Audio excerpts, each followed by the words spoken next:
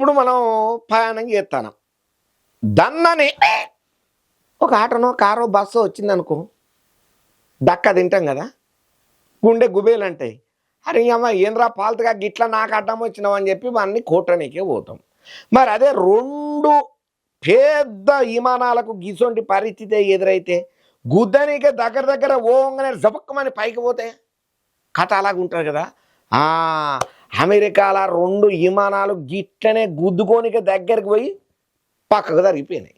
మరి అసలు యాడికి పోయింది, ఏమా కథ, ఎందుకు అసలు రెండు విమానాలు గుద్దుకునేంత కథ అయిందో తెలుసుకోవాలి కదా. ఆర్త వచ్చింది చూడుండ్రి.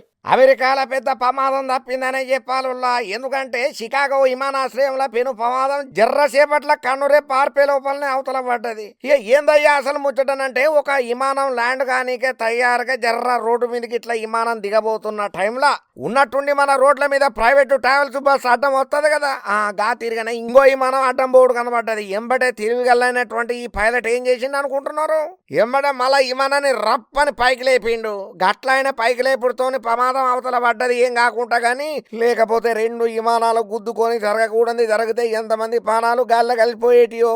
ఇక ఏదేమైనా పైలట్ శాఖశక్యానికి మాత్రం అందరూ మత్తు తారీఫ్ చేస్తున్నారు. గిట్లా విమానం రన్వేను తాకి దాకంగానే జర్రసేపట్లనే టేకాఫ్ చేసిండు. ఇక ఏదైతే దీనికి సంబంధించిన ముచ్చట ఉన్నదో సోషల్ మీడియాను షేక్ చేస్తున్నదయ్యా. ఆహా ఏం శాఖశక్యమయ్యా ఈ పైలట్ది, మస్తు చేసిండు నిజంగా. ఆయన జర్రసేపు ఏమన్నా యాది మరిచిండనంటే రెండు విమానాలు దబుకుమని గుద్దుకునేటి, ఎన్ని ప్రాణాలు గాల్ల కలిసిపోయేటి, ఎంత ఆగమైతుండే జీవితాలని చెప్పి మస్తు సంతోషంగా సాపట్లు కొట్టబట్టిన ప్రయాణం చేసినటువంటి ప్రతి ఒక్క ప్రయాణికుడు.